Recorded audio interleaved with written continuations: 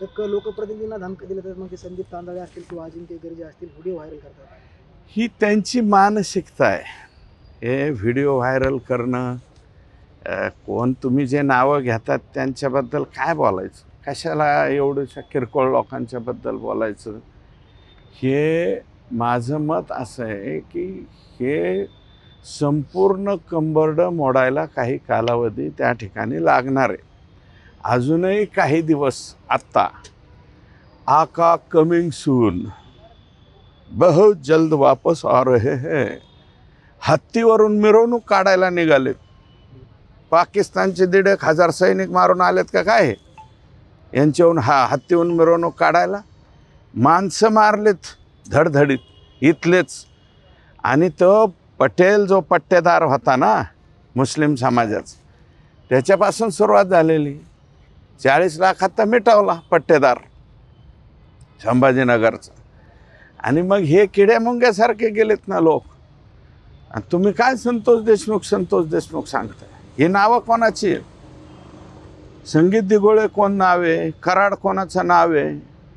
हां, गेलेला सुशील का काय त्याचं नाव? हां, बंडू मुंडे कोण आहे? बापू आंधळे कोण आहे? महादेव मुंडे कोण आहे? अरे तुम्ही तुमचेच माणसं मारता. हां, आणि इकडं संतोष देशमुखची बाजू आम्ही घेतले की म्हणता जातीवादी अमके टमके. आणि हे काय 43 गुन्हे ज्यांच्यावरती आहेत, दरोड्याचे गुन्हे आहेत, 307चे मला वाटतं एक सलग गुन्ह्याची यादी आलेली आहे. ते लोक तुम्हाला जवळ कशासाठी लागतात? कशासाठी लागतात? माणसं मारायला. मी अगोदरच मानलेलं आहे, माणसं मारायची एकाने, फिर्याद तिसऱ्यानेच द्यायची, आरोपी चौथे करायचे आणि जेलात 5वे घालायचे. या अशा पद्धतीची जी आहे ती परिस्थिती परळीमध्ये त्या ठिकाणी झालेली आहे. आणि परळी सोडून हे पहिल्यांदा संतोषांना देशमुखांच्या बाबतीमध्ये हात टाकायला गेले. आणि त्यातलं ते मस्साजोग जे गाव आहे, ज्या गावाच्या नादी लागायला नको होतं त्या गावाचे ते नादी लागून बसले. आणि ते जे कुटुंब आहे, धनंजय तिथला फिर्यादी, तिथले साक्षीदार एवढे स्ट्रॉंग आहेत. आणि त्याच्यामध्ये CIDच्या SITने एवढा स्ट्रॉंग तपास केलेला आहे की त्याच्यामध्ये काहीच शिल्लक ठेवलेलं नाही. खंडणी, मोका, 302 हे सर्व एकत्रित केलेलं आहे. म्हणून मी म्हणतो आम्ही संतोष देशमुखची बाजू घेतली, पण हे दुसरं काय अंधार? हे महादेव मुंडे कशासाठी? आणि ते बंडू मुंडे, बंडू 1 कोटीसाठी, महादेव मुंडे 12 गुंठ्यासाठी, बापू आंधळे कुणाचे तरी नावं घ्यायसाठी. या अशा पद्धतीचे त्या ठिकाणी सगळे प्रकार झालेले आहेत. आणि माझं मत असं आहे की हे सगळं उघडकीस आलं पाहिजे. आणि आम्ही जे आहे ते सगळ्यांची बाजू त्याच्यासाठीच घेतोत ना. येऊन मतदान केलं आणि मतदान करत असताना मतदानाचा देखील व्हिडिओ काढला. परळीमध्ये फक्त मतदानाचा व्हिडिओ हा विषय थोडेच राहिलेला आहे. परळीमध्ये कितीतरी लोक सांगतील ना की फक्त शाही लावायची आणि माघारी जायचं. बाकीचे बटणं कोण दाबीत होतं 200 बुथावरती ते सर्वश्रुत आहे. त्याच्यामुळं 1,40,000 मतांनी तुम्ही कसे निवडून आले, काय आले, लोकांना माहिती. त्याच्यावर काय बोलायचं? त्याच्यावरती बैठका सुरू आहेत. नेमके काय विषय मांडले गेले आणि ठेवीदारांचा देखील महत्त्वाचा विषय होता, तुम्ही त्यांना घेऊन गेलो होता. हे सगळ्यात महत्त्वाचं, या जिल्ह्यामध्ये ज्ञानराधा मल्टीस्टेट याचं 3,700 कोटी रुपयाचं या ठिकाणी लोकांचं देणं आहे.